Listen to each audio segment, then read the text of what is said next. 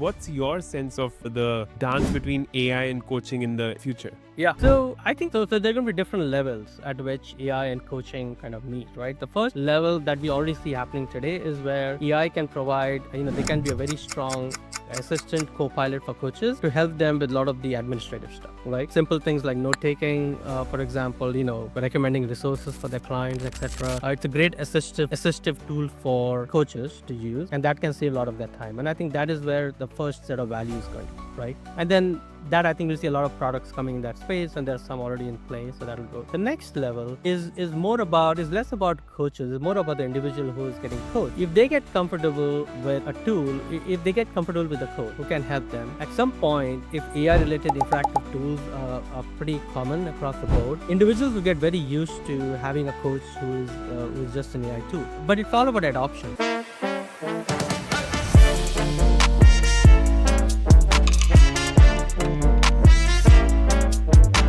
So I think the next 10 years, if I had a crystal ball, I can extrapolate how I've seen changes happening.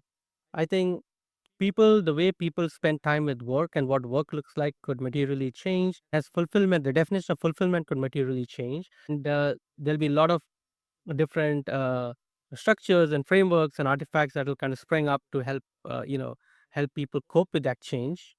And then eventually normalize that, right? Towards the later part of the 10 years, I think. So that's what I think is going to be the biggest change.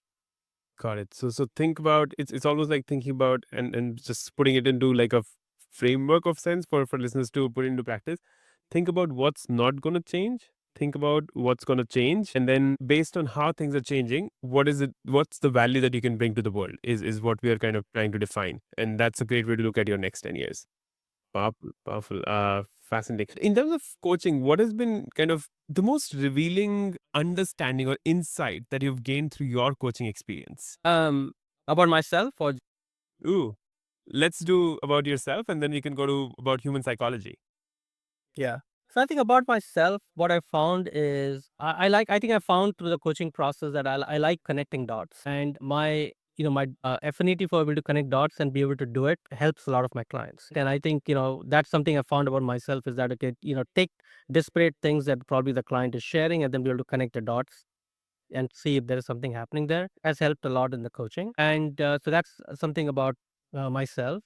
I also found that in everything I've done, I think coaching is something that gives a different kind of fulfillment, right? I haven't able to name it yet, but you do a 30-minute session, even a 30-minute session, the kind of fulfillment you get at the end of it is not instant gratification, right? It's something more deeper, something more wholesome, and something almost like an end state, right? You feel that okay, this is what you're here for, right? And you've delivered that, right? There is nothing that needs to happen after that.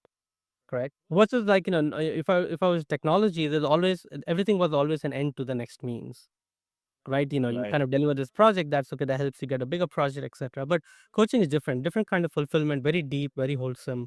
Um, and that's what I also realized. Hmm. What I realized about, I think a lot of the clients I work with, what I found is that there is a need. Uh, clients definitely want help, different kinds of help, but there is more of a need for easy to use frameworks, Hmm. quick mental models Yeah. that clients can quickly use and make it really usable in their day-to-day life, right? Yeah. It is difficult for clients to digest long form material and try to kind of work through all of that and figure out what they need to do. They need framework that they can actually use, very pragmatic tools that they can quickly use, because this is not their day job. That they have a day job that this is supposed to help. So I think a lot of the clients have realized if you give them something which is, even if it's profound transformation they're going through, they need quick mental models and frameworks. So that really helps the process. Yeah. And I think workplace, one thing I've commonly noticed, burnout is a very common problem, right? It is across the board. You experience that in different ways, at different levels of seniority too. It's Hmm. very common. It's very surprising to sometimes. Not surprising in the sense that as a coach, you're always supposed to understand and know it exists. And I've been in the industry for so long, but surprising that in spite of all the resources and the tools available, burnout is still an issue, right? And I think that's something that I also seen a lot of my. Yeah. Powerful. Thank you for sharing that. So as you, I mean, part of like almost like for me, this conversation is we started on happiness, we moved into coaching and how it deeply impacts the individual. And I think what you were just saying about that it's not like like a like what's next is not there in coaching. It's like what you achieved in those 30 minutes or 1 hour is a whole, it seems. And I think I'm trying to put a word to that. I don't have that word, but I understand the sense of wholeness that you're speaking about in a coaching conversation. But then you spoke about AI. So if you were to get into that space for a bit, and I've heard a lot of conversations around it, but I don't believe that it's going to be replacing coaches in any way. But what's your sense of the dance between AI and coaching in the future? Yeah.